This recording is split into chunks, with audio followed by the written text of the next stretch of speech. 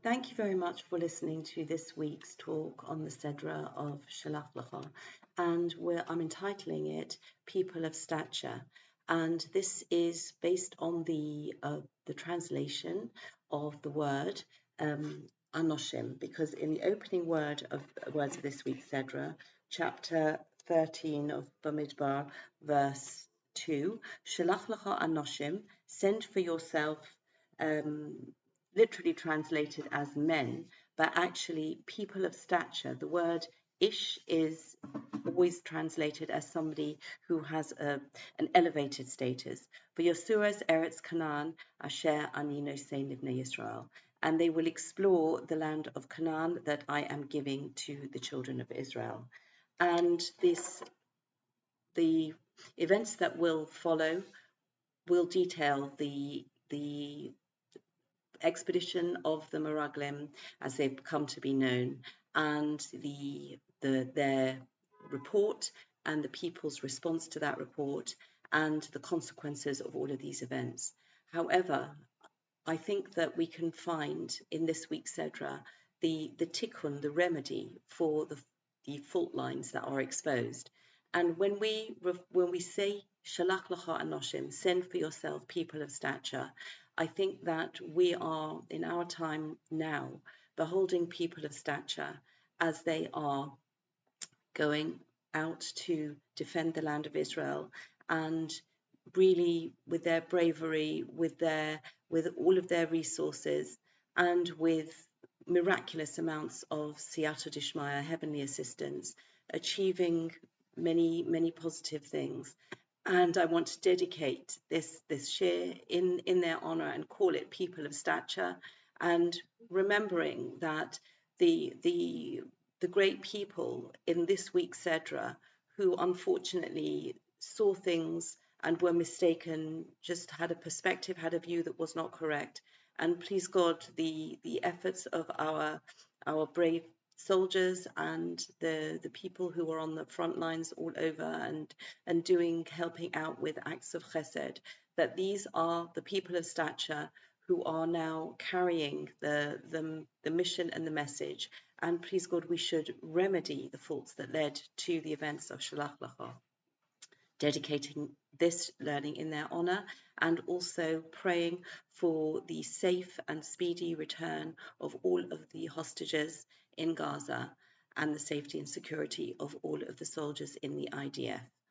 And I think that if we take a sort of a broader view of the whole progress of the children of Israel from their departure from Egypt, and there are two very significant events that can be interpreted in a very negative way. And obviously they were catastrophes of a sort. I'm referring to the Egel Hazahov, the construction of the golden calf 40 days after receiving the Torah, which we read about in the Sedra of Kisisa in the book of Shemos, Exodus. And now in our Sedra, the mission of the 12 men who were sent out to explore the land of Israel, and their report and the panic of the people and the response of Hashem to all of that. And we can see that firstly there's a certain similarity in these events, because in both cases Hashem threatens to destroy the children of Israel, and in both cases Moshe Rabbeinu, Moses our teacher, pleads so eloquently on their behalf in the when at the time of the Egel Hazar, the golden calf.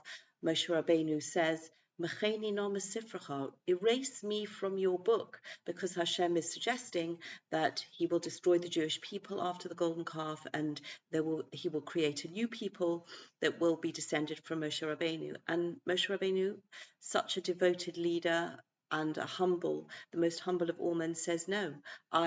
He pleads so eloquently on behalf of the children of Israel, and Hashem responds, listening to Moshe's entreaties and saying, "You have spoken correctly." He gives Moshe Rabbeinu the formula of forgiveness, and this is the formula that we say on Yom Kippur in the Yom Kippur davening: Hashem, Hashem, Kel Rachum V'Chanun, God, merciful, merciful and gracious God. And this continues to be the 13 Shlosh Esrei Midos, as they are referred to, these 13 expressions of forgiveness, almost like a sort of a combination lock that will open when we say these words, open up the possibilities of forgiveness.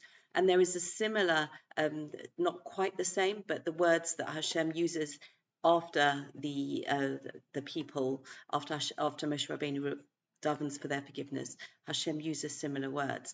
And so we can see that there is in although they're different events, very different events, and perhaps we could say that the first one is a direct rejection in some way, or perhaps an inability to absorb and to actually carry out the Aseres Hadibros, the 10 utterances, and with the events in this week's Sedra, it is more the Lashon Hara, the slanderous reports of the land of Israel, the lack of faith in Hashem, in Hashem's promise to bring us to this land and to keep us safe there, as when we observe the mitzvahs of the Torah. So although they're different in that respect, there is this sense of we're nearly there. We've achieved great heights. What goes wrong? And this is very much referred to clearly in this week's Sedra, because after Moshe's eloquent words in this week's Sedra, Hashem says, chapter 14, verse 20, Salachti kidvarecha, I have forgiven according to your words. And a few psukim later, chapter 14, verse 33, Hashem spells out the consequences. Uvanechem yiu roim bamidbar arba'im shana, and your sons, your children, will be wandering around in the wilderness for 40 years. So, if Hashem has forgiven the people, why are they then going to be subjected to this 40-year? Is it a penalty? Being sentenced to have this very long detour in the Midbar, in the desert. And Rabbi Eli Glass, quoted in the book Short Fort, explains it that not as a punishment, but just as we can understand if we're following ways and we take a wrong turn, that the Waze or the GPS doesn't necessarily make us turn around and go back to the beginning. It will reroute. It will find the best route that is going to take us to where we need to get to after this wrong turn. And this extra 40 years in the Midbar was something that the Jewish people needed to recalibrate, because the faults that led to the misinterpretation of what the 12 people saw as they went on their reconnaissance mission in the land of Israel, and the people who responded in the way that they did, they were also showing certain lack of faith, of courage, of conviction in Hashem's words. And this was something that was going to be a process that was going to take time. This was not something that you could say, yes, I forgive you, let's just go back to where we were. It needed the time. And the Das Zakanim takes this point even further to say that when the people come to the land of Israel, they are going to have to spend much of their time and energy, as it were, busy with the natural order of life. I say natural in inverted commas, because there is nothing natural about life. It's miracles moment by moment. But as they are going to be looking, farming, preparing the ground, sowing seeds, planting wheat, reaping, harvesting, and preparing all of these products, they are going to be they're going to be distracted. In the midbar, they're given a unique opportunity to focus on the spiritual, to develop their relationship with Hashem, to really strengthen that aspect.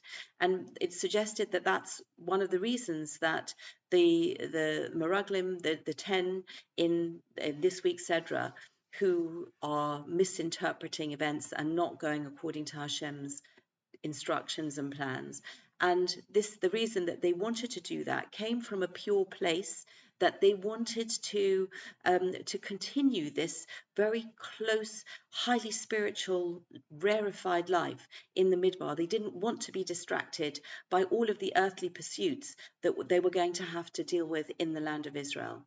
And so the extra time in the midbar was a way to bolster their spiritual levels, to give them a little bit of extra time, so that when they did go into the land of Israel after the new schedule and that extra time, they would be better able to bring that spiritual extra boost into their physical lives. And I think that this is the correct way to understand it, to look at it, and not to really see it as doom and gloom, even though the events in this week's Sedra are described as the first Tisha B'Av, as it were. The Medrash quoted by Rashi is that when the people cry, when they hear the report of the spies, Hashem says to them, "You cried on that night for nothing. I will fix you crying for a reason for generations." And the rabbis learned that this was actually Tisha B'Av night.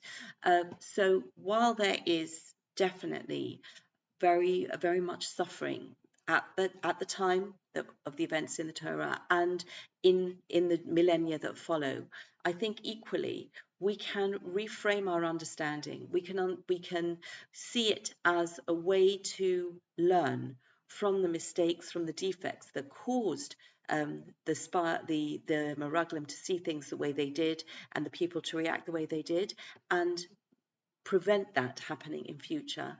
And I feel that as we say Shelach Lecha Anoshim, we are sending these people of stature, and we are in this way remedying that defect. And similarly, I think the continuation of the Torah after the horrific events of the report, of the people's reaction, and even though Hashem says to them, "You are not going to go into the land now," even though Hashem forgives them, there is going to be this 40-year period. There is an attempt by some people, known as a second rebellion, that they'll say, "No, we'll go to the land," and they're warned that they are going to be decimated by the Amalekites and by the Canaanites, and they don't listen, and they do in fact get routed by the forces of the Amalekites and the Canaanites. And then immediately after that, the Torah switches, as it were, and we have the portions of the meal offerings and the wine libations that accompany the sacrifices. And then after that, immediately following that, we have the portion that tells us about challah, that gives us the mitzvah of challah, which is taking off a certain amount of dough, that we make dough. And these mitzvahs are both framed as key in chapter 15. If you see chapter 15, verse 2, Daber el bnei Yisrael va'amarta alehem, this is Hashem speaking to Moshe Rabbeinu, Kisovo el eretz moshvesechem, when you arrive in the land of your residence, Asher ani nosein lochem, that I am giving you.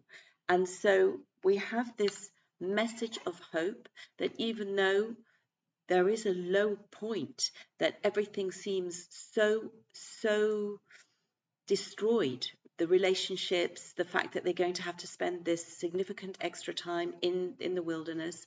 And Hashem then says, "You are going to go into the land of your residence. I am giving that land to you." In the scheme of history, this is going to be a short period of recalibration, and this is a message of great hope. And then following that portion, we have the mitzvah of challah. And again, challah, which seems to be such a simple, prosaic activity, and we're taking the flour and baking the bread, and again, Hashem says, Daber el bnei Yisrael va'amarta alehem, say to them, Bavoachem el ha'aretz asher ani mevi eschem shama. When you come into the land that I am bringing you there.